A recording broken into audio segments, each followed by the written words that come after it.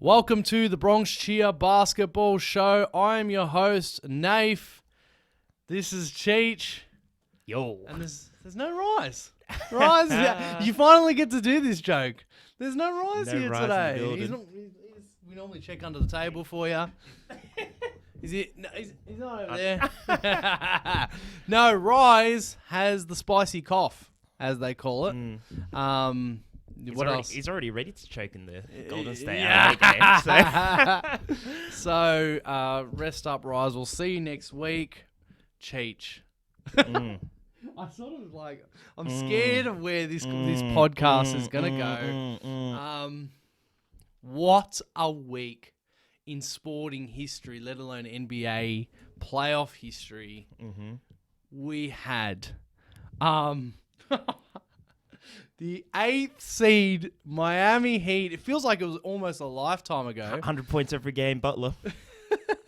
It feels like it was almost a lifetime ago, but it did happen since we last talked.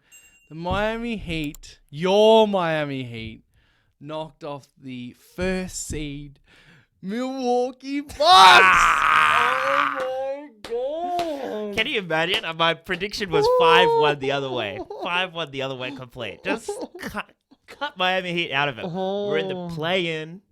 Like, in the bottom of the play-in tournament. Lost to Atlanta in the first playing game. Like, just chop my head off, man. Like, just be done with it. And Butler is him.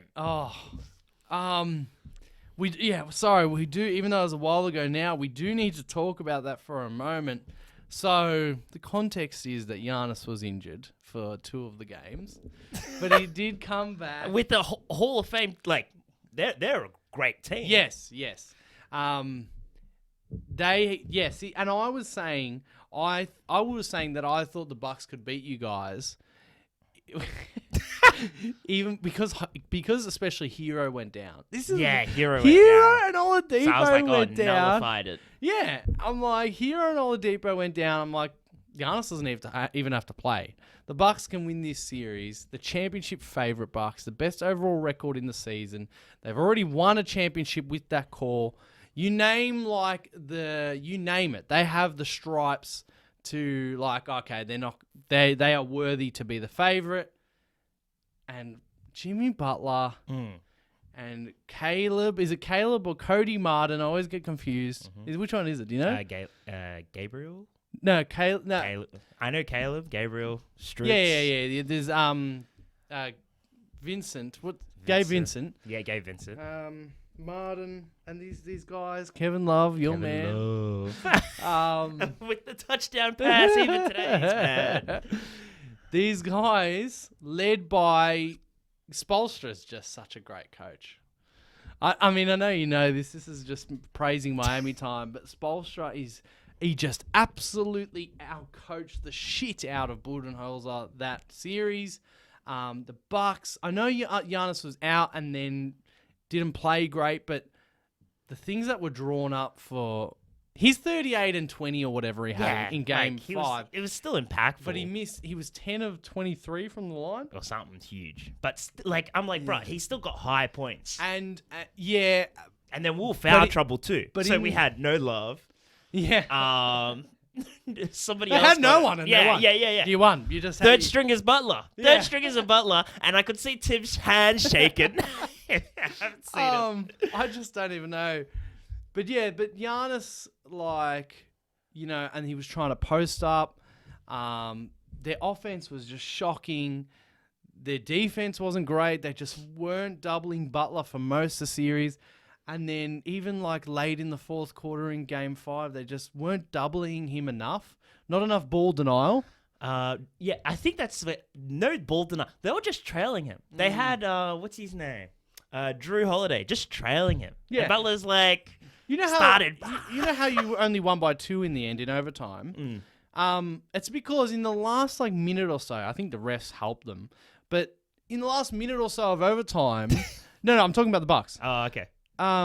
It's because they denied Butler the ball. And there was so Martin and then Vincent had to shoot.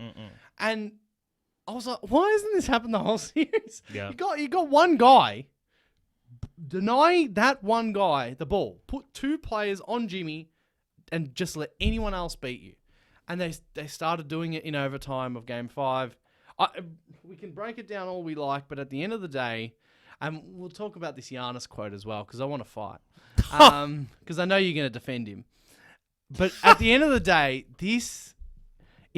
apparently they're the 6th team. I don't know if there's a technicality to that. 6th. They're the 6th team ever, 8th seed to beat a 1 seed. You can probably work out that in a best of 7 series, that is extremely hard to do, let alone with your best scorer, pretty much Tyler Hero, and Victor Oladipo out. Even with Giannis missing a couple of games, that is one of the craziest things I've ever seen. Crazy. Ryan and I actually were on the phone, because he was at home with COVID. It was my day off.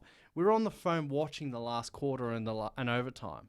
And then we stayed on the phone. We said we should have recorded it. It was like a little podcast in itself. We stayed on the phone for like another 45 minutes. And I reckon the amount of times we both said, I can't believe it.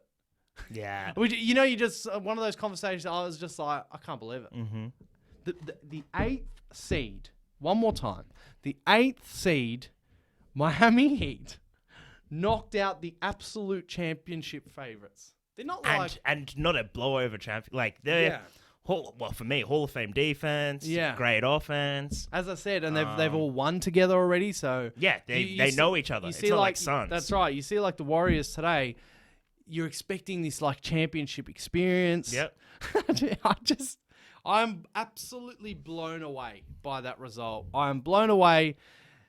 As I said last week on the pod, which led to a big fight, I'm very excited for Philly's chances. Why are you excited? I don't understand.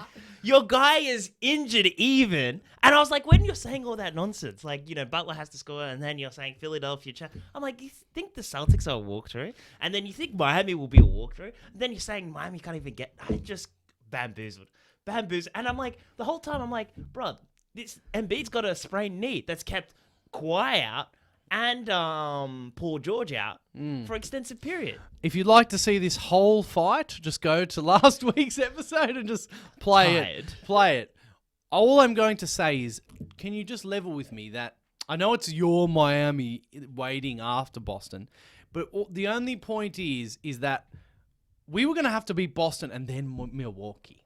Like Giannis. Yeah. We were going to have to beat Boston and then Giannis. Mm-hmm. You can forgive me for being a bit happier that if we just get through Boston, I'm not saying we are going to, but if we do, either New York or Miami are waiting and not Milwaukee. Or Cleveland. I am so happy. Like, you got to know where I'm coming from. This is what Giannis was saying. We got ahead of ourselves. We're thinking championship instead of looking at our next team. And I'm like, that's their mistake. Anyway. And a fan's mistake I'm not saying that we're going to do it. Okay. Like, especially with the Embiid stuff, the game is in about 12 hours, game 1. I'm quite worried. And if he's going to be injured for real, like the conspiracy theories are out, but 2 games. If he's going to be injured for real, either 1 or 2 or whatever, we are probably going to lose. I still am excited that the Milwaukee Bucks. I don't know how else to put it. I'm still excited that the Milwaukee Bucks are not waiting on the other end.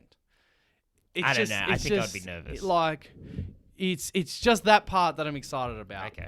And also that we were a great. It's not like we're who I don't know, like the Hawks. It's not like we're about to play the Celtics. We're the Hawks, even though they gave them a run. And it's like we basically got no chance. Why am I even looking ahead? We have. I know Joel's questionable, but like. We do have a chance to beat them. It's not. We do have a chance. Yeah. And stop. 60-40, if that. It depends on Embiid. 55. If Embiid is like not healthy, let's just call it that. If he's not healthy and just whatever, it's probably 70-30 Celtics, if not 80-20. Oh, like what the bookies have it or what you have it? What I would have it, 70-30 Celtics or 80-20. Okay, 70-30 Celtics without Embiid. And then with Embiid, I'd give us like, seriously, them 58, us 42. Wow. I'll So give you're us that. really, really underselling yourself. No, that's what I'm telling you. I am realistic about our chances. I'm just excited that Giannis is not waiting on the other end. You know what I mean? That's all I'm saying. That's a bamboozled, man. That's bamboozled me, man. Maybe you were misunderstanding me last week. Or I was just saying if we can beat the Celtics, we don't have to play Milwaukee. That is so great.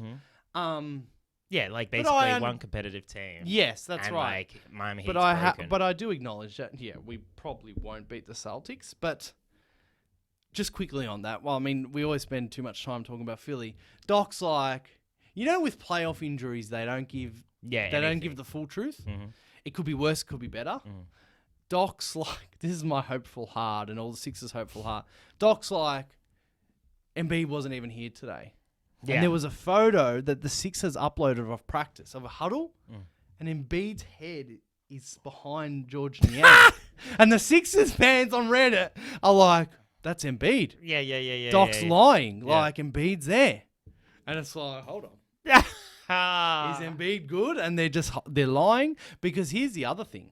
If the report that Shams came out with yesterday, Embiid's injury is more than a grade 1 LCL sprain.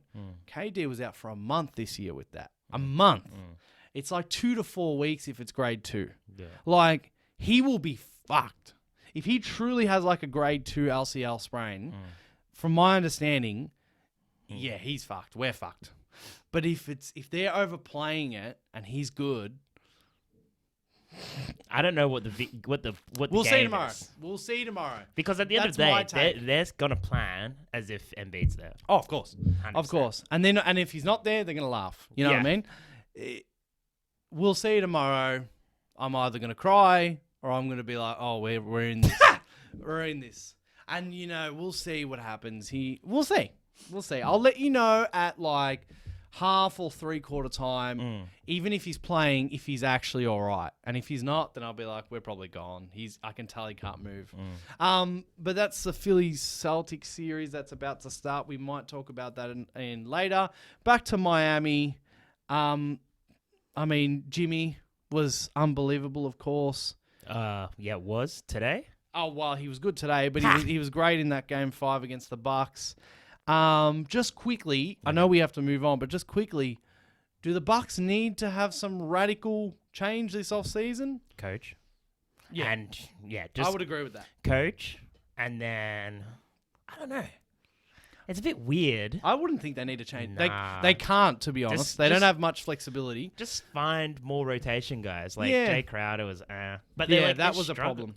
They're struggling with finding that kind of rotation piece. Yeah, that was a problem for them. So- Like, they had the PJ Tucker. They found it hard to replace him because he was good for them when they won the championship. Because last year they could have made the finals again. They were one shot off, arguably. Yeah, one shot off, but then they had Middleton missing. Yeah, they had Middleton missing. And because now they're saying Giannis is dethroned from the best player in the world. You've been listening to Bill Simmons. Oh. And I'm like, We talked about this before him, by the way. We talked about this before him. because I was saying like, it's gonna be destabilized. That the crown isn't some LeBron type crown where it's immovable. Yeah. And I don't want to rip off their segment, but we already talked about it before them. I agree. But Yeah. I don't want to get into the whole conversation they had, but I think that if Curry really does win it, if Curry wins it, if Jokic wins it, Okay. Yep. and then it might be Philly in me, but I would say if Embiid wins it, those three. Really? Yes. I'm pissed. I'm really pissed. Well, you mean Jimmy as well? Yeah. Come Okay, on. I'll give you Jimmy. Please. I'll give you Third Jimmy. stringers. He makes tips. Goes like this, man. But it's a shitty crown Nah. if you only play in the playoffs. You know what I mean? Like, I know that's the only time to try. Yeah. But this, as much as I can have it for 1 year. Yep. I'll respect. Oh, it. you're in our top 10s next. You should have seen me after the bubble. We'd like to do top 10s, me and Jack. Yeah. Top 10s before every season. Yeah. After the bubble, I said, I don't care if it's only in the playoffs. I put Jimmy like high I'm in the best disappointed I players. didn't put him in top 10. I was Yeah, but this is the point. You see, the reason you I knew. should have. Yeah, you should have known. But how can we know? And this is hard. This is why it's hard to give the crown. If he wins the title, even if they make the finals, if you make the finals against, for example, the Celtics, and you get to the finals, maybe he has to win the title, to be honest. Maybe he has to win the title to get it. Because to make up for his regular season care factor. To be honest, I feel that. I feel that. And I'm like, winning the title, coming out of the East is one thing. I think that's possible. But winning it. Interesting one, a guy who has the caliber to win it, but I don't think, or take it, but I don't think deserves it if they win. We'll see the circumstances, is KD. KD is arguably, you can probably argue he might even be the best player in the NBA, but I don't know. I don't think he'll show up like that. I think he's going to give it to Booker. But it's not just that, like, just Booker, and especially Booker, but Booker and CP and Ayton. Right now, I'm getting such Golden State vibes, but he was even better then. I'm just, right now, I don't look at KD in these games that I'm seeing, these Suns playoff games. I don't look at him and be like, yeah, that's KD. I'm looking at him and I'm like, okay, he's part of this 4-man. Yeah. You know what I mean? He's not that, like, I'm going to take over kind of thing. Curry was just phenomenal today. Absolutely phenomenal! So we'll leave that conversation of the best player in the NBA, who is currently Giannis, for another time. Can we go instantaneously? Top 3. Instantaneously, right now. Right now. Yeah. Top 3 players. Like best players? Yeah. Just best players? Yeah, just instantaneous at this moment. Top 3, go. For the full round 1. Full round 1, who had the best showing? Okay, who had the best showing for round 1? Easy. Jimmy Butler, number 1, 100%. Devin Booker, number 2. Really? Yeah. Oh, come on. Devin Booker. Nah. Who? Steph. Yeah, Steph. Number 2. Yeah. Seriously, carried him. 50-point game at the end. And he runs so much. Like, everybody else, for me, Golden State, everybody else is performing so trash. Probably because... So trash. Probably because it was 7 against 5-game series. Steph had to do that today, you know what I mean? Yeah. Devin Booker... In 5. You can understand, Jokic didn't really have to try. And B didn't have. So that's what I'm trying to get at. Top 3 performances. I just had Devin Booker ready in my head for that question, I guess. No, I'll give you that. For me, it's still, of course, Jimmy, Steph, and then Devin. Do that. What? You go Steph first? No, I got Jimmy, Steph. It's Devin Booker. Devin Booker was insane in that. As I said, Devin Booker made me have... Is that even KD out there goggles on? I know KD's drawing the best defender, but... He had those games where, Russell made him his bitch. I know, but he... So that's why I was like, but he made up for it. He was insane. He made up for it. He was so insane, Devin. That's what I was trying to think. Bro, I've gone mind blank. Nah, there was no one else. I'm telling Really? you, there was no one that level. There was... I forgot about Steph, admittedly, but there was no one on the level of Devin and Jimmy. They were just so clearly... So, AD has been great defensively. Maybe I want to say Brunson, but... Nah. Nah? No, not like that. Just because it's so impactful for... I know, but not the level that those two are at. Devin and Jimmy. Ugh. The first round MVPs. And Steph. No, you know who I have? Who? Fox. Nah. Yep. Not at the level of Devin Booker. Yep. Nah. Mr. Broken Finger, man. I know, but for still... 7 games. And I've never... for him, that's his first, playoff If Devin moment. Booker played at that same level on the Kings this series, they would have won. No, they would have had the ball turned over at the last moment, in tradition. Bro, can I just mention, I don't want to, whatever. I saw that with that podcast or whatever, Bill Simmons said that Devin Booker is up for the crown. The best player. It makes me sick. It makes me sick. No, I'm telling you have CP3, have Kevin Durant, and he's just standing there obviously everybody else is getting their attention. I know, but he still did the job. I know he didn't. I'm giving it to Fox because Fox was 100% steadfast. Yeah, injured. He playoff moments, mid-range. You know when you're good when you're just shooting it. like hitting the bottom of the cup every time, man. I was like, this guy cold. Well, he did not do that today. De'Aaron In the Fox. second half, asterisk. In the second half, the first half. I mean, I didn't catch the first half, to be quite honest. Tell me about the first half. Fantastic ball game. Oh no! Back and forth, high I energy, saw that high they were winning. octane. When I tuned in, it was just a blowout by the Warriors. Yeah, that's why like all the people waking up, getting ready to work. Because it was at 5:30 a.m. today. Yeah, I was mad because I watched F1, and then I was Last like, night. Yeah, last Oh night. damn! And then I just said, oh look, I've got an early start tomorrow, so I'll catch the end of the Heat game. That got me buzzed, and then while doing work, I was doing watching the game. This Wow. Golden State. Wow, you're up early. Oh yeah. Shit. So You're tired right now. so there were like, it was back and forth. It was just basically the whole game, like 1 to 6 summarized, back and forth, bang, bang, shots. And then at one moment in the third quarter, this is early in the third quarter, I thought, wow, Kings have got this. Because Stephen Curry missed 2 free throws. Oh yeah, I heard about that. I was like, oh my God, that's it. Yeah, that's the omen. Yeah, and Draymond missed his threes, which is like, for me, when I see that 3 go in, I'm like, it's a wrap. Yeah. It's a wrap. Clay was playing terrible, and I'm like, they just can't find it. But then they said, Looney, come on here and get motherfucking rebounds because we're missing so many boards. He had just one task, and it was like an anime. Yeah. All of a sudden, just because like he got like 4 offensive rebounds in one go. Yeah. And it's because Golden State Warriors couldn't hit any shots. But then, just like tired out the Kings so badly. Yeah. And Sabonis, like you see Kings like looking weary. You see Fox with his fingers. You see Sabonis with his eye. The rookie starting to be a bit fatigued. Like Mitchell's wasn't as close defending Curry. And Curry's like, this is what I live for, man. Yeah. These moments. But even, so when I tuned in, and I tuned in right when the Warriors started to do their thing. It was right at the end of the third. And then with that Clay 4-point play, I think it was. That's to end the third. They were up by 10. Yeah.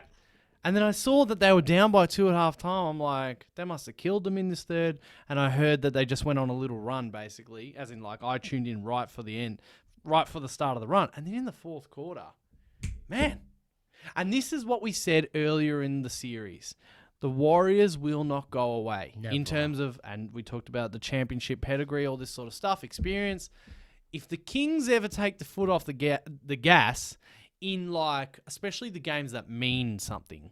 I know last game the Warriors were shit and all that sort of stuff. But in this game, and you talked about last week, the lights being too bright for the new guys, the Warriors aren't going to go away. So you got to make sure you don't go on a stretch, a bad stretch. Because once you go on a bad stretch and then Steph Curry is an offense by himself and him paired with Draymond, yeah, that end of the third and the fourth, the Warriors doing the thing, and the Kings, what I was watching was unbelievable. Yes, Sabonis made a couple of layups, but like they were just missing. They were just missing the basket. They were just missing shots. And I'm like, oh, right, this game is just going to end.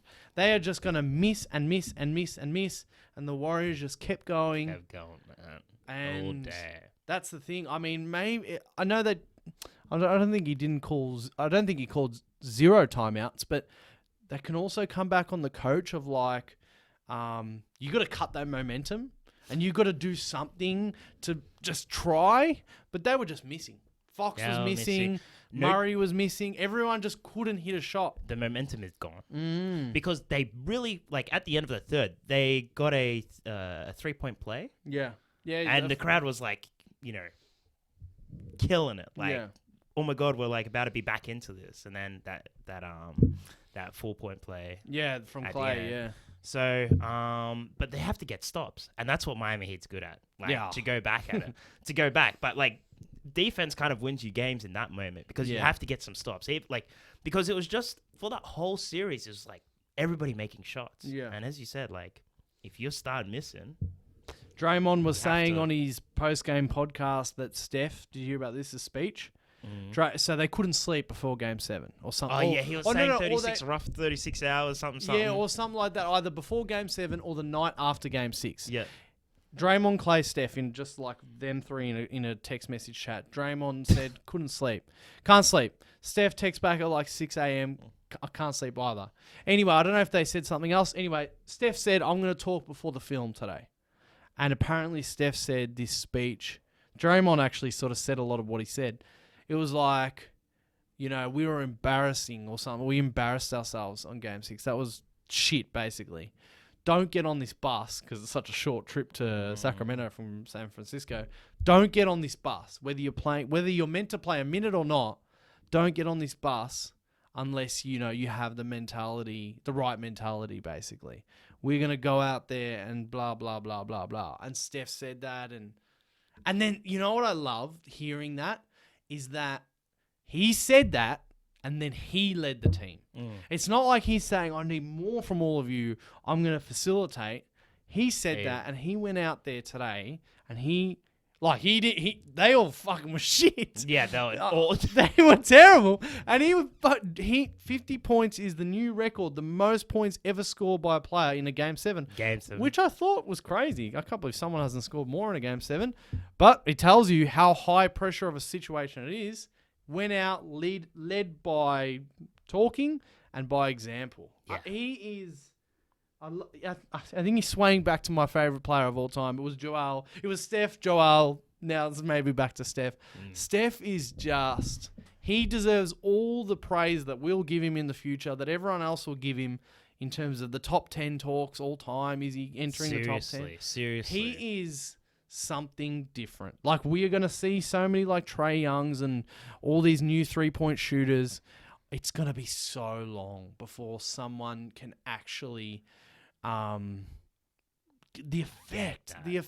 And that so gravitational pull, man. the other day, what happened was in Game 6 or in these last few games, instead of using just Fox and just Davion Mitchell, they started to use Terrence Davis, I think, on him. Terrence Davis. Yeah. It was and in Game 6 or whatever, Terrence Davis was really playing up on him. Really full on, really close to him. And then the Kings killed them. Today, good coaching. Today, the Warriors, so many high ball screens, just past the halfway line. And this is where we'll talk about now at Sabonis. High ball screen, Steph runs around or he passes it to Draymond. Looney's waiting there for a dunk or Steph's going to do the relocation. And it's just like, if you're going to come up on me, and this is why he's so good. He doesn't have to shoot. Nah. He's so good with his touch around the rim, with his floaters, with his make-do floaters, with his circus shots. That's fine. And that's what's made him partly the great player that he is. If he could only just shoot. That was sort of for me at the beginning of his career. Yeah. If he could only do that really great thing, which is really the best ever, shooting, like... He wouldn't be as great as he is. The fact that he can either dish it off, relocate, or even just dribble around and then put up some floater or the touch on the glass. Steph-less. So he's amazing. We can analyze the Kings as we're about to do, but he is sensational and wow. Sabonis, the Kings. And let's talk about the Grizzlies as well. You might have heard they lost by 40 points. Take that, Dylan Brooks. The Kings, Sabonis, not a good rim protector, doesn't give you protection in the paint. They're basically what people think Jokic is. Yeah, so he earned sort of his place as like sort of the third best center in the NBA this year. He's going to get third. At least he had that season. But today, when Steph drew the defense up to the halfway line, and then you've just got downhill to Sabonis, this is a problem. Now, the Kings, Harrison Barnes is a free agent this season. So is, I think, either Davis or Mitchell. What's your instinct right now?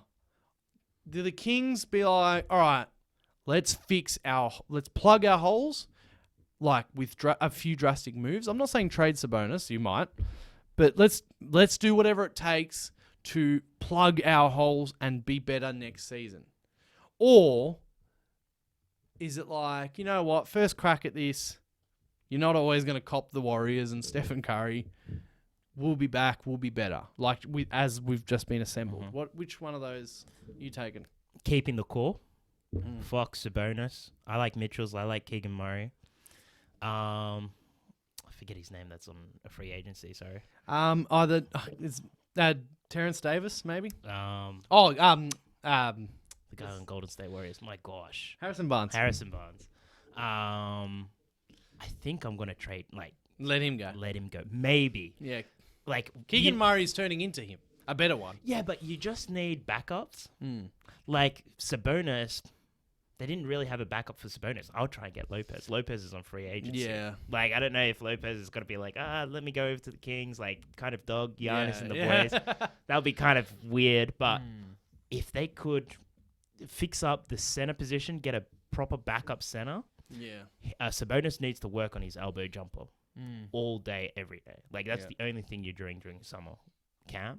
Then I feel because the thing about blowing it up completely, trying to make big moves, is changing the culture. Yeah. And I really like what these guys have to say, how they conducted themselves in the post-game interview, leading with Fox, and then followed by Sabonis and Mitchells and Murray. So I really want to keep that culture and that young, fresh talent because, hey, they're injury-free. When you start making we need things moves, you have to overpay. Oh yeah. When you get in the mentality, that's what you're saying. When you get in the mentality of we don't want that, we need it, you get desperate and you risk cracking the culture. You're because then Fox and Sabonis or whoever else, Keegan Murray, they're like, oh, you're really trading our guy, whoever it might be. Yeah, that's right. So, and I agree. I don't think it's panic button time yet for the Kings. It's the first season. And I feel like these guys can go for 5 years. Yeah. Oh, and they're all... Sabonis is only 1 or 2 years older than Fox. They're all along the same sort of timeline. I think maybe Harrison Barnes, I agree, can maybe go and they'll get someone else. If they can... I know they're very hard to find, but if they can get a Jared Vanderbilt, the one at the Lakers, because Sabonis does need help defending the paint. Yeah. They need better backups. I don't love Alex Lent, to be honest, even if he did play some good minutes. He did win a few of the games. Yeah, I can't believe I saw him in playoff minutes. They need better backups for the paint, and they need probably better starters for the defensive paint. But I would not panic. Would not panic. Don't ruin the culture. In a lot of ways, the Sacramento people would be very grateful. They should be. Every team usually has this season, even OKC. Imagine how their fans are feeling right now. They're a lot of them wouldn't have been expecting much this season, and you make the play-ins. That's great. When in Joel's first season and Ben Simmons' first season, 2017-18, we had come from the process, basically, of just tanking. We won 50 games. We finished third. Yeah, we got the Celtics handed our asses to us because they didn't guard Ben Simmons, and that's when everyone realized, Ben Simmons went from the rookie of the year to, wait, he has a huge flaw. Yeah. But that season was so fun. Yeah, it was so fun. This first crack at it, and the Kings wouldn't have had tons of expectations. The first crack at it is a bunch of fun. Next off season, unfortunately, I have to report, is when you'll start to feel a bit of pain. You'll have some expectations as a Kings fan next season. You'll be like, okay, we should be finishing in the top 4 of the West, potentially. Should, yep. And that's when it starts, you start this greedy type. It happens. It's natural. It's a good thing. It's a good headache to have, though. I think they should keep it. Sort of like with what you guys are doing with Philadelphia. You guys have... like every team. Yeah, just stick with it for a good, solid 3 years. Good solid 3. For me, I would like 5 because I really, really love that culture. The Ben thing didn't work out, and these things happen. The Ben thing didn't work out, but Joel, especially at center, is the call, and we've stayed with Joel. You know what I mean? It is so good to do that. So I agree. The Kings should stick with the core. Now, Same sort of scenario. The Memphis Oh, Grizzlies. no. The Memphis It's Grizzlies. different, man. It's different. Is it different? It's totally different. Because let me ask you. Totally. You're a Steven Adams man. Steven Adams, get out of there. You agree. I mean, whatever. Lakers fans, Laker brain, Ryan, LB, he won't like me saying this, but we keep saying, and I stand by it, if Steven Adams and Brandon Clark, especially Steven Adams, if they played, I think the Grizzlies win that series. Do you still think that? After the 40-point destruction? I don't know if I see that. I do. I think that really Steven do? Adams and his pick and roll game and his defense with Jar is so crucial. I just don't like. I think Jar's hand also played a part, let's be honest. Okay, yeah, Jar's hand played a part. Also, Luke Kennard was out for the last game. But then, excuses. The point is, I'm still not blowing up the main core of the Grizzlies, which is Jar, Desmond Bain, Jaren Jackson Jr., and I would count Steven Adams. Dylan Brooks, whatever. Maybe he has to go. But the good core, and they have it. This is nice for them. Maybe pay Brooks minimum. Yeah, but I think he's going to want money. Well, I don't know. Nah, someone will give him. Someone will give him money. As in, I'm not saying trade. I'm not saying. Well, he's a free agent. No, he's a free agent. So sign and trade. Or well, maybe, or he might just walk. He's unrestricted. Yeah, I know. So anyway, but the point is, my view is, you can say your view, but I think they stick with the main core. I don't think it's time to be like, all right, let's change it up. I wouldn't be worried. I just don't like. I put Jar high at the beginning of the year. Yeah. I really don't like Jar's development. It's sort of like, see, I liked Russell Westbrook those days because for me it was more entertaining. I'm blasting through everybody and I'm like slamming it. Jar's more of like, I don't know, kind of off. Like when Russell Westbrook done it, he was more in control, even though he was like, somebody would say he's out of control. But like when he goes to the ring, he's not like, his arms and legs are in one piece, whereas Jar's like. I think Jar's going to learn this stuff, though. And I just don't like that. I think he's going to learn this stuff. Come on. And then I want to see I know he had a huge 3-point game with the Lakers when they were getting blown out to make that respectable. But you want to see that improve. I want to see that improve, but I want to see a mid-range game. Okay. Because that mid-range game, you see it with Butler, you see it with Brunson, those were, for me, that's what makes a playoff kind of some version of a comfortable jump shot. Yep. Whether it's be mid-range or 3, I agree with that. And I don't know if he's going to work on that. So I'm kind of really, really, really, like, I don't know, these guys' egos I really like Triple J, but I don't know about... The rest of them are all a bit cocky. For me... Bane is fine. For me, I don't know why. yeah. I like his wing. That wing... Bane plays his role fine. Yeah. But Jar... I reckon maybe if they can somehow work out to get an additional sort of force on the team, that would be very useful. But for me, I think they'll be fine. Yeah, I reckon Jar really missed Steven Adams, as you went on about. Yeah, and look, maybe it's a bit of fatigue. Just I haven't seen him with Steven Adams. They had a very up and down season. But can't he do like something with with Triple J? Yeah, but I don't think Triple J is that player. I don't think he's big. Yeah, but he's not like a true big. You know what I mean? Like, what type of player is... He's more like a Cat, which pisses me off.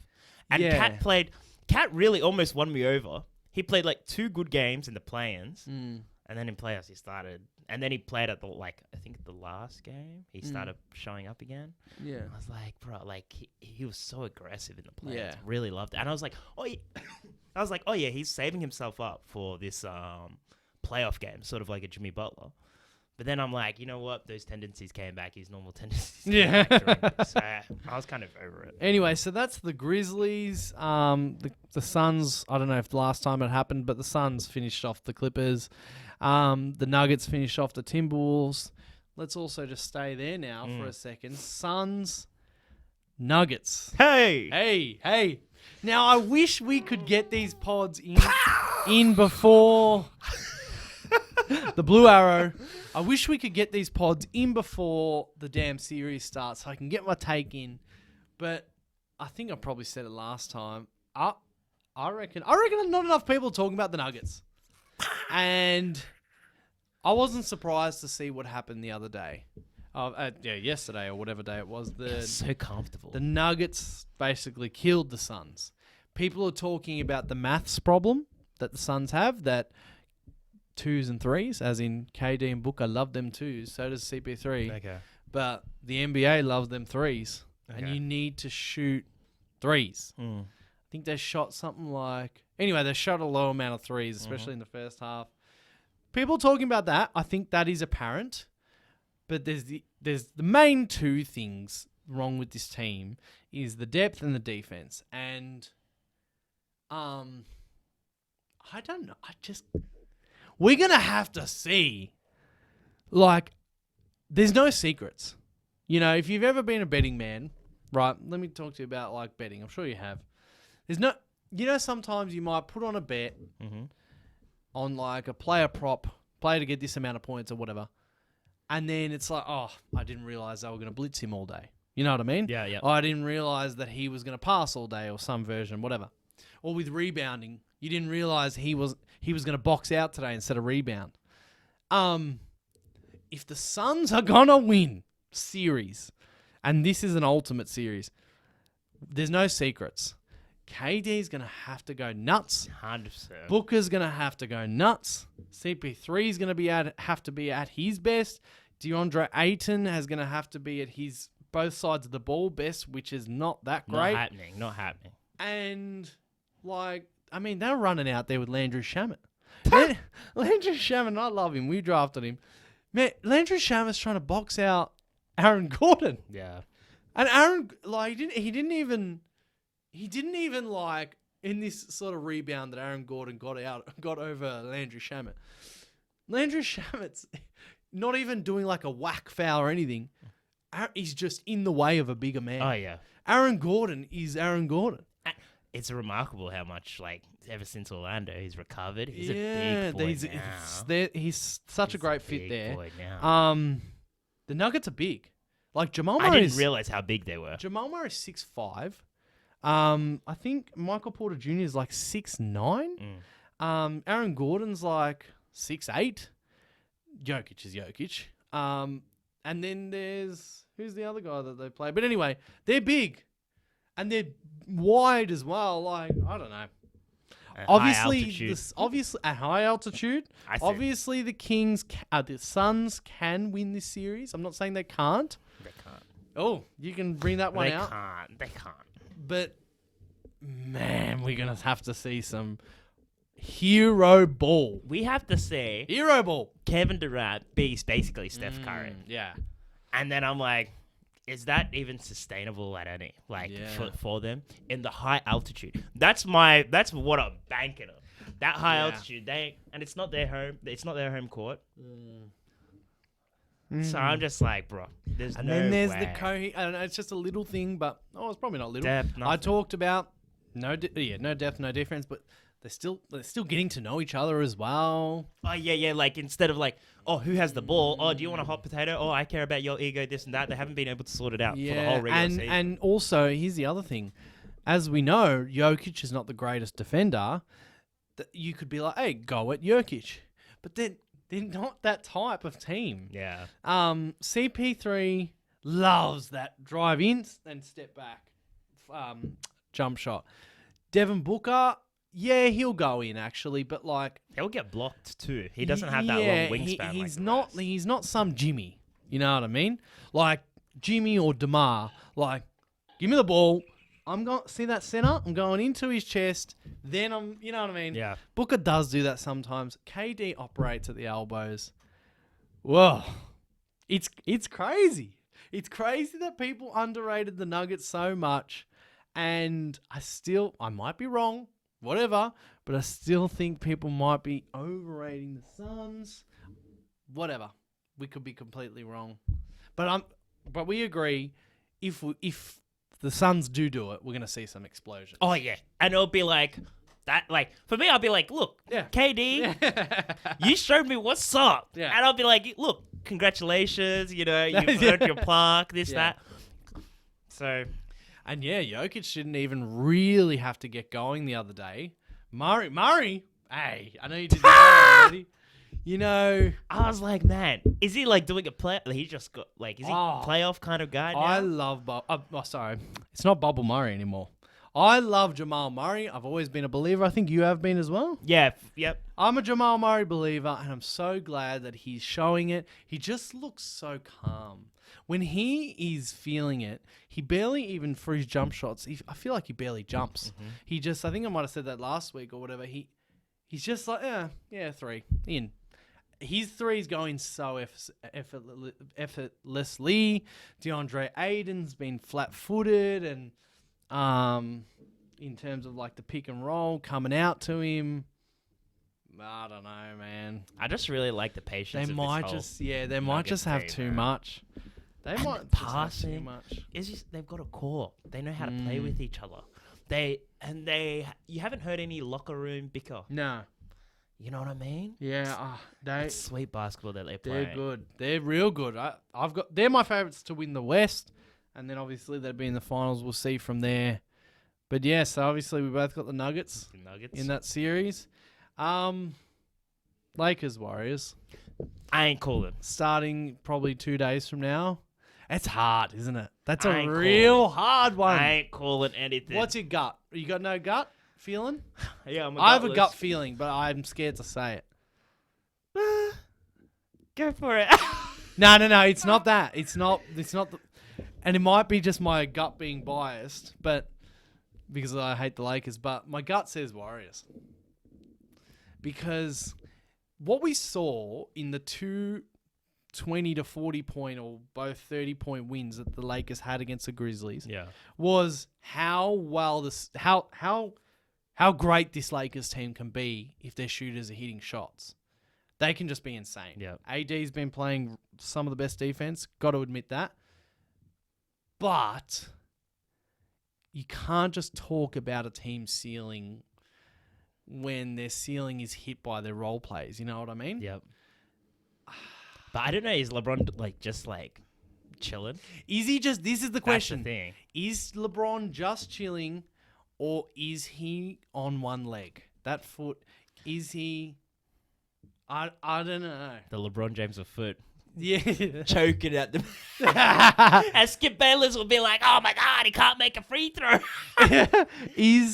That's a massive question. Is LeBron not able to get to that gear? Forget one moment. Forget singular moments. Yeah, singular moment. Is LeBron not able to get to that gear as much as we saw, I don't know, earlier this season? Before he got injured, when he was going for the scoring title, man, he was fucking insane. That's the level he needs to show at today. Or AD on the offensive end, which he's been... Can these guys be like, all right, it's time? Or is this what we're going to get? That what we saw in the Grizzlies series? Is that what we're going to get? And if Vanderbilt and Russell and everyone else, if they're hitting, great. That's great. It's too many asterisks for them. Yeah, I'm just... Whereas on the Warriors side, I know obviously Clay and that can go cold, but Steph gets it. Steph's going to get it. Nah. Steph is going to get it. I don't even like who's going to defend. Well, they'll have AR. But then he'll be too fatigued to produce something on the offense. Oh, yeah, no. I think AR's whole assignment this series. Who else have they got? They're not going to put D'Lo. No way. Can't put D'Lo. Schroeder, no way. It's going to be Reeves, Curry. And for me, Reeves is a really good role player. Didn't he score, was he 30? I don't know, but he's been scoring well, yeah. And to miss that offense, because I'm assuming he's going to be fatigued. They had to change up Mitchells to go with this Davis guy. Yeah. I was like, who's this Afro? I was like, bringing back Kings from the 2000s. You saw that. Yeah, he was... have you seen the clip? You know, there was this season of the Kings player, light the boom! Yeah. That's him. That's Terrence Davis. He was from the Raptors. He was undrafted. It was a classic Miami Raptors undrafted guy. And he does well for himself. Anyway... Yes, I'm worried about who guards Steph. And you can argue, I'm sure if Ryan was sitting right here, he'd yell in my face, who's guarding AD? Kevon, Wilt Kevon Looney. What's his name as well? Is going to probably have a bit more offensive presence. In Lakers or Warriors? Warriors. Poole or Clay? No. Someone else. Kuminga or whatever. Oh, Kuminga. You know, just that wing to stretch it out more so. My gut tells me Warriors, but I have no idea, which tells you it could go either way this series. It could go either way. It's if a AD coin toss. goes nuts, I think they might just have enough. But I think Steph, this is just the gonna thing what we enjoy talked it. about. We don't know with the Lakers, whereas Golden State, we know what we know what we're getting with Draymond and Steph at bare minimum. 100%. Draymond's going to play great defense. Steph is going to play great offense, and Draymond will play great offense as well, the way he sets it all up. We're pretty sure that Kevon Looney will be great on the glass. Whereas Lakers, we know AD should be great on defense. LeBron will be a pretty good player. Like, Yeah, I pretty don't great know. player. But we just don't know. We just don't know. You remember, for that playoff thing, play-in tournament, he passed it out instead of dunked it. So I really don't know. So, wow. LeBron versus Steph again in a 7-game series. We're back. We're back to all those. It's. I'm ready, man. The NBA script writers. Because, like, was it 2 years ago? Or when the first... Was it the play-in. first play-in? Yeah. And that was a great That game. was It was one game. It was a fantastic. great game. Fantastic. I think LeBron hit a 3 over Steph. Yeah, come on. Yeah. And they've had such a... Just talking about them, their relationship over the years... It's like Draymond loves him now, LeBron. So, obviously, they were such rivals. Yeah. And then in the... chair malfunction. Cheech is going down. Yeah. They were such rivals, especially in 2016, you know. And then when Cleveland had that, because they won, then they had that, I think it was either just a Halloween party. Yeah. And they had the tombstones with the Warriors players, yeah. And I'm like, wow, they'll never be friends after that. But in these last few years, LeBron or say in like an interview, if one player I want to play with is Steph. Yeah, because he was trying to recruit. Yeah. He was trying to recruit. And I think Steph has reciprocated it. So their relationship has gone it's gone from... You know when you're so competitive and you both know you're like the top...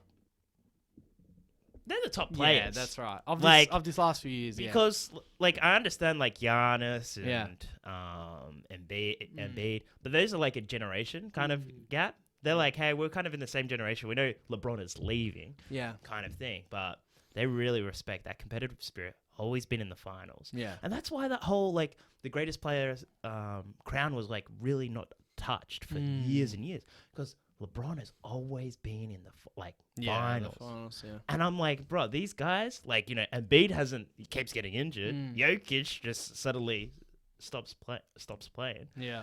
You know, Embiid has these asterisks, so so that's why they're really it's been embracing just each other. such a funny ride, and here we are again, another 7-game series. Fun fact: the Warriors and the Lakers have never played in the playoffs. How insane is that? Damn. You couldn't believe that. Isn't that insane? Golden State Warriors, were they like the Seattle's? They were the Philadelphia Warriors. I'll have you know. So I'm pretty sure one of their titles is actually where was the Sonics then? Seattle. No, but the Sonics, where did they move to then? OKC. They became OKC. But anyway, so Steph and LeBron against each other again. So that's the West. Miami Knicks. It started today. And you saw Butler. He made Knicks he rocked up that morning and shot around at that the apartment. You know, I had a friend that actually lived there. Oh, really? Yeah. He was from America. Oh, shit. And he worked for Melbourne just before lockdown. Yeah. And he was like, yeah, I've seen like a few NBA players. Oh my god. Yeah. So. I'm gonna get it on the table here. Julius Randle was out. Yeah, as I said last week, if Julius Randle is in, it's even a better thing because he tends to ball hog. It's not a better thing. It's a better thing. He tends to ball hog and then stifle their offense. He's their 1B. So you reckon they get worse? I'm saying It's like a neutral He's situation. he's a shot maker, bro. It's a neutral situation. No. 100%. All That's right. got him. Anyway, but I got that on the table. I will say that if he's a non-factor in this series, you can win, right? I still think the Knicks can play better than they did today. It's a game one. We don't want to overreact. Checked out most of it. You know why Spoelstra is maybe the best coach in the NBA, one of the best. I don't know what your plan was in the first quarter, but wasn't working. Yeah, nah. Knicks went up by like 10. They scored 20. 10 or 15, yeah. Yeah, something like that. They scored 22 points in the paint in the first quarter. Oh, yeah. And then for the rest of the game, they scored 40. So it was about 13 per quarter average from then onwards. And there was even a little clip, actually, of, they show like the timeouts. Spoelstra's like, it's like we've forgotten what this team does. I don't know you never know if they plan to just, hey, let's make them think we're shit in the first quarter. I don't know. But something changed from the second quarter onwards. He went to like a sort of zone, like a box and one zone. The gist is the Knicks don't shoot threes well as a team. I think they shot something like 30% from three in the last series. From the second quarter onwards, the Heat were like, beat us from the outside. You are not getting inside. You are not getting inside. No one get it. No one get in. Every time someone went into the paint, there's 4 Miami bodies waiting. You have to wait for the Kevin Love and then the Kevin Love. Kyle Lowry. No, but like in terms of charges. Oh, sorry, yes. And then because they're notorious for they it. love a Oh charge. yeah, you want to go blow past one guy? Oh, we got a statue waiting for the charge. What a game by Kyle Lowry today. Oh, what was I saying? Like last week, I was a bit like, maybe I shouldn't say it, but I said, "Fuck you all." Fuck you. Because seriously, Kyle Lowry, he's the dog. He's, you know how you have what's his name? PJ Tucker. PJ Tucker. He's our PJ Tucker this season, and he's productive. He's productive. Hands up, he was so good today. Kevin Love was also great in the third quarter. I reckon. I know adjustments all happen throughout the series. You got to throw different looks. You got to surprise the other team. I reckon the gist of this series now will be beat us from outside. As in, Miami will just keep saying that. Beat us from outside. Will it be touche kind of thing? They'll be like, we'll do it. No. Knicks will be like, beat us from outside. You guys have the worst offense in the regular season. Yeah. You guys are a little bit hot at the moment, but they'll cool off. Yeah, and especially that's. And I'm worried about this Butler situation with his ankle. I mean, gosh, I don't have the stats on me, but you were shooting today real well. Yeah. Your tactics, it was like you defended them how you were playing, as in like you were shooting and wanted them to shoot. Yeah. Kevin Love's a good shooter. Jimmy is Jimmy. He'll get anywhere. He's a snake. He'll slither. I like Gabe Vincent and Max Strus as shooters. No. Well, they're inconsistent, but thankfully they're bouncing off each other. I know, but I have enough. I know the Knicks can play better. Maybe you play this exact game with no Randall. You play this exact game another 10 times. I'd say the Knicks get like maybe 3 or 4 wins. The Miami gets 7 or 6. Point is, Knicks can play better, but I think this tactic will work for the whole series. The Knicks are just so good in the paint. Randall, yes, he can shoot. Yes, Brunson can shoot from outside, but they go in. And today, Brunson, every time he got the ball out at the top of the key or at the 3-point line, his vision was... And then they put Jimmy in the third quarter on Brunson. Jimmy, and then he sees Bam, and then he sees someone else. And he's like, all right, I cannot drive. I cannot go in there. I think that's going to work. So I wonder what they'll do. Like, if Brunson needs to be like basically Stephen Curry this game. Yep. Oh, this series. Yeah. No, he does. And I don't think no one can be like Stephen Curry. You know what I mean? They need to shoot better. There's no doubt. They need Randall.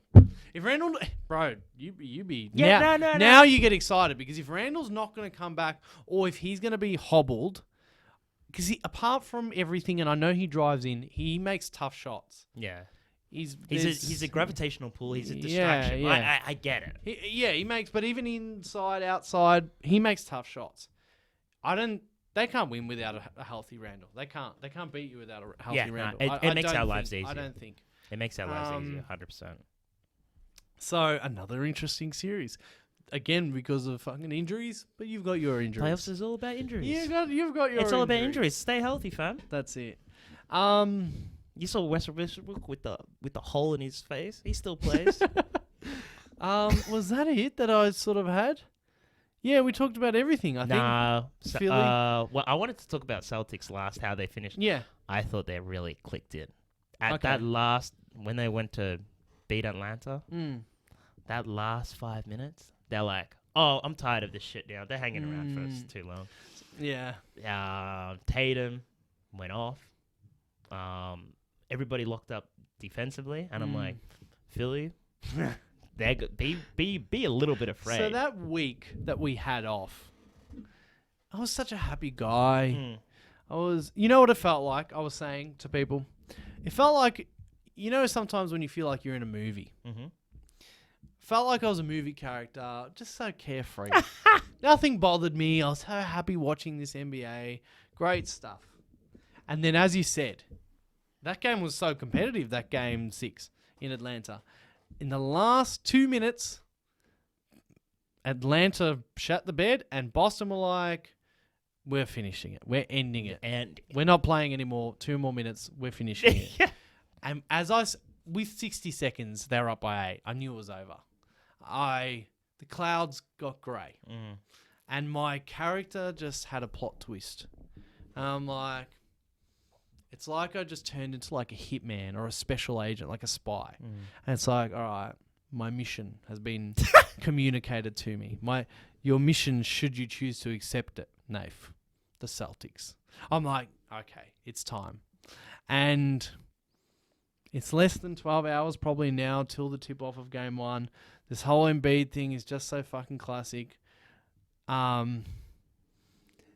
This shit again. These green motherfuckers again. Them again. I knew it was coming, but this next 2 weeks, you know what? If Joel's like truly not good to go, it actually will maybe be a bit easier. I'll be so sad, but I won't be as energized because it's like, okay, we just got no chance. But right now, when I don't know what the status of Embiid is for real, I've got the hope, I've got the the denial, I've got the scared, the fear, I've got the everything, and it's just, I hate the Celtics. And it's, of course we're here again, and of course Embiid's injured again. That's my little sad story. Don't text me at 6 a.m. Don't do no Draymond Green to me. Bro. That's your own problem. So that starts tomorrow.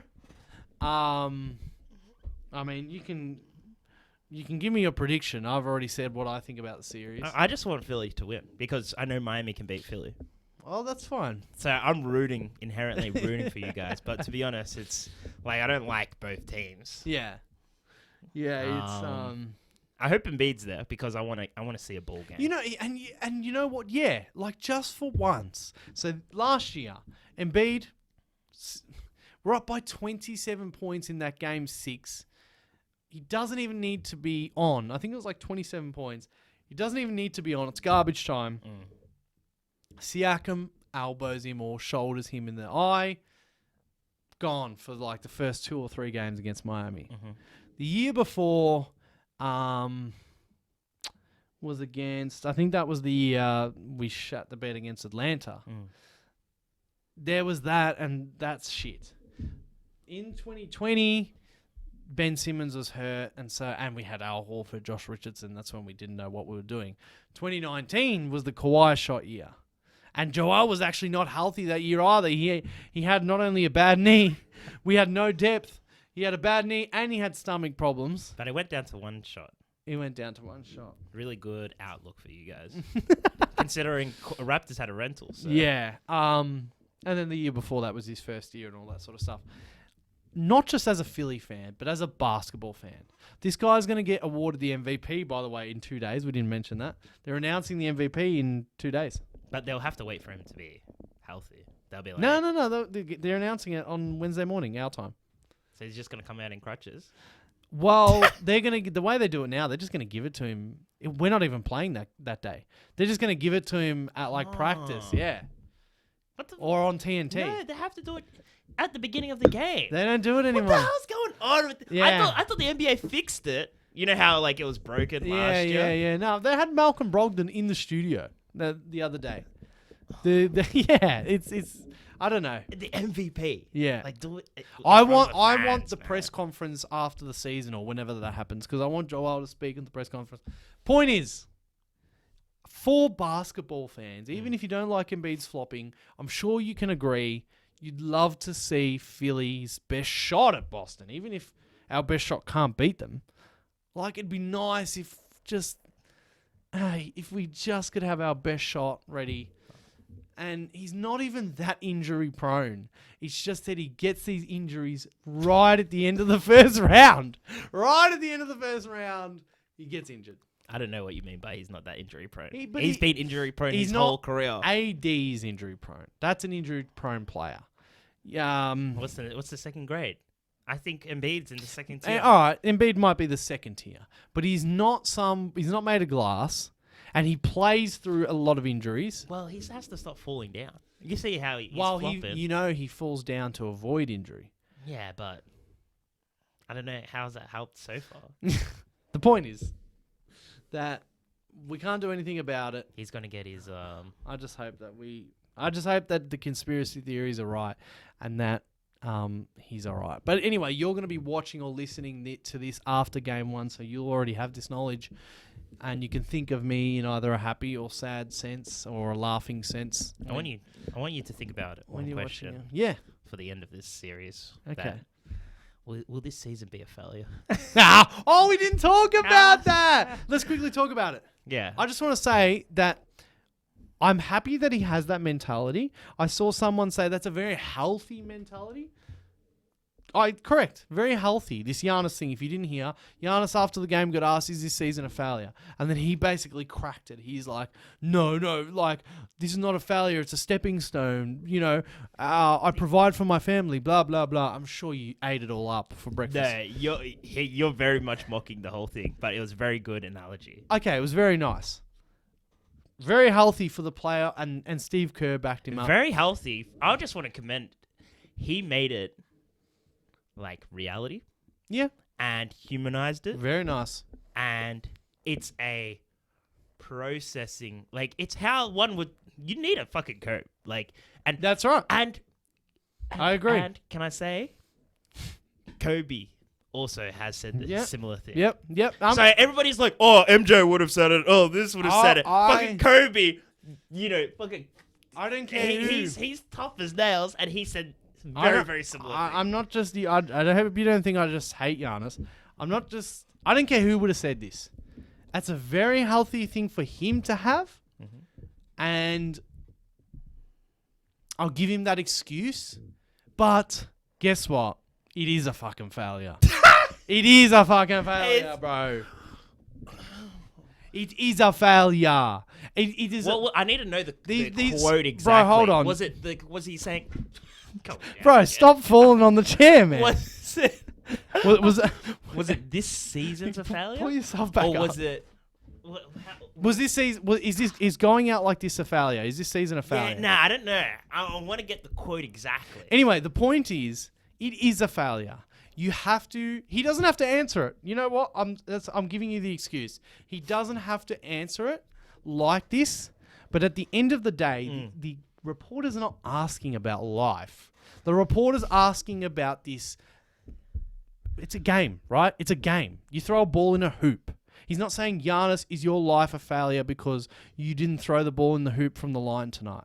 He's not asking that. He's just asking, was this season a failure? And Giannis, because of the mentality, healthy mentality he's given himself, he's like, how can this be a failure? I'm doing well in life. Is basically No. No. He said You don't it's have a to stepping defend. stone. Yes. Every season Yes. is a stepping stone. Every season And, is a stepping and I was stone. like, he likes the grind. He gets the grind. Unlike KD. Right. KD. I just got to my step skulls. Whatever, bro. You can put man. it however way you want it. He was basically saying it's a stepping stone. It's not a failure. But it is a failure. It's a failure just in terms of basketball. They were the championship favorites. They were the 1 seed. Tyler Hero, Victor Oladipo, gone, and they couldn't beat the 8th seed. That is a failure. Yeah, but I was gonna make a TikTok like saying that, but I was just I'll be honest. I was like, you know what? I don't think enough of the world gets that.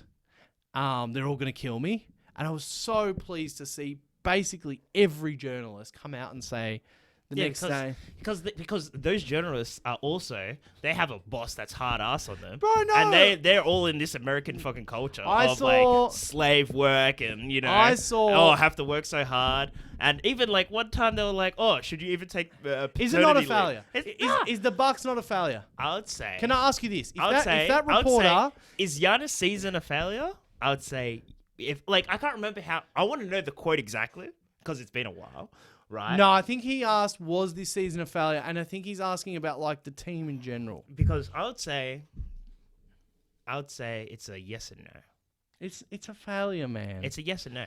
We don't have to talk about life. It's a failure. I say it's lost to the 8th seed. No, he's saying that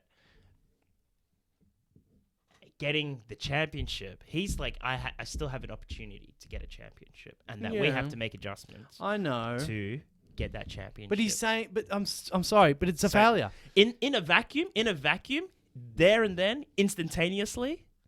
Okay, it's a failure. Yeah, it's a failure. That's right. That's it. That's fine. That's but I liked how he's like, look, we have to make adjustments. Great. And it's such a cute answer, and it's so again, he can say it in a way, but and I get he's angry.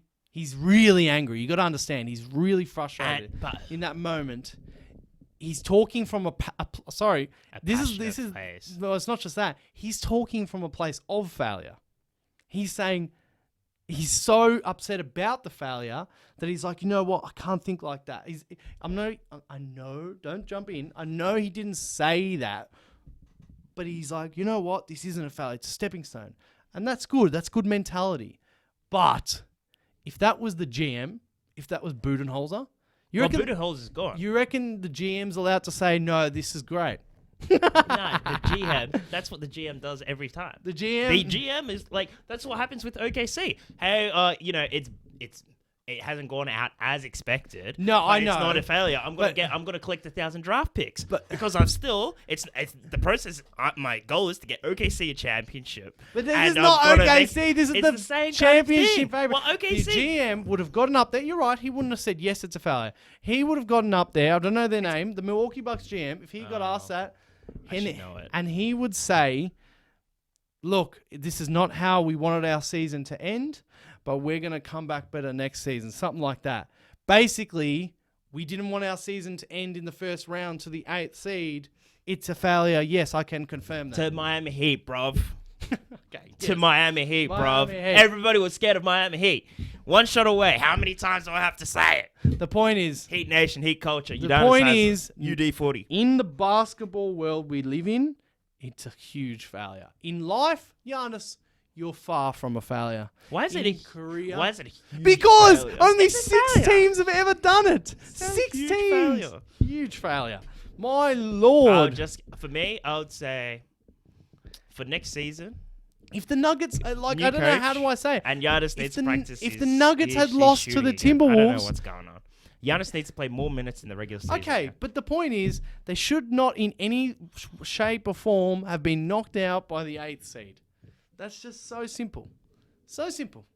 Imagine the Celtics had lost to the I think Hawks. it was directed at the wrong person too. Yeah, I don't know. For me, I thought Giannis didn't have to say, yes, it's a failure. I guarantee, you bring up Kobe, I guarantee one of those... No, Kobe had that exact thing, and he said basically what Giannis said. I'll guarantee one of these, like, motivated guys would have in the past or will say, yep, you know what? This is a failure. Nah, they say you're hypothesizing again. What did I say? If Kevin Durant, if Kawhi Leonard, you're hypothesizing at the start. Who was right at the end of the day? Top 10. Never let that go. Anyway, sorry to report this, Giannis, but losing to the 8th seed when they're the championship favorite is a failure. You made me happy, Giannis. Yeah, of course. Because Heat Nation. I knew you would eat that up. Heat Oh, Giannis, Nation. yes, give us more. Give us more. Oh, my God. Anyway, I didn't even hate it that much.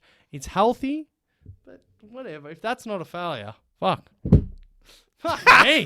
If that's not a failure, I don't know what is. What is a failure in basketball then? Nothing. So if they, sorry, just one more thing.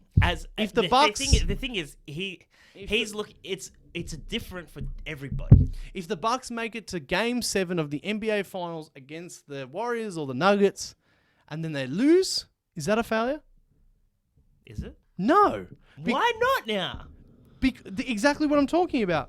Because it's a totally different ball game losing to the 8th seed in 5 games in the first round, then making it to where you should make it, and then being just beaten by a better team, like Warriors maybe on the day.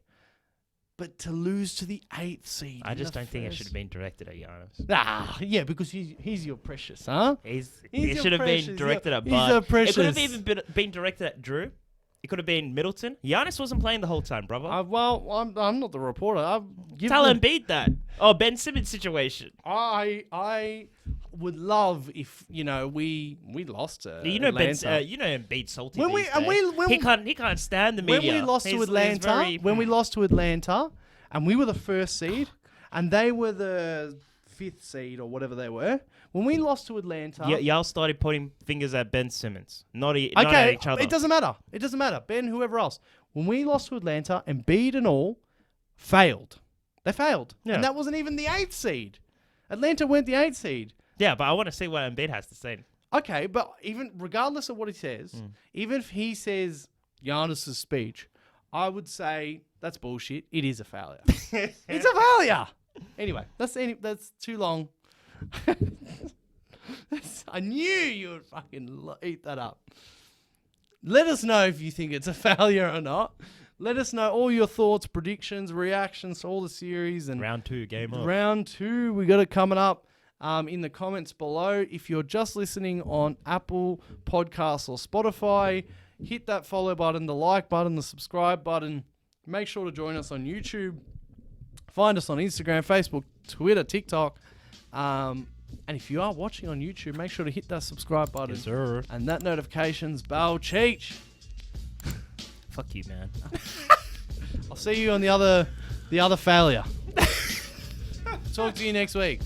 Bye.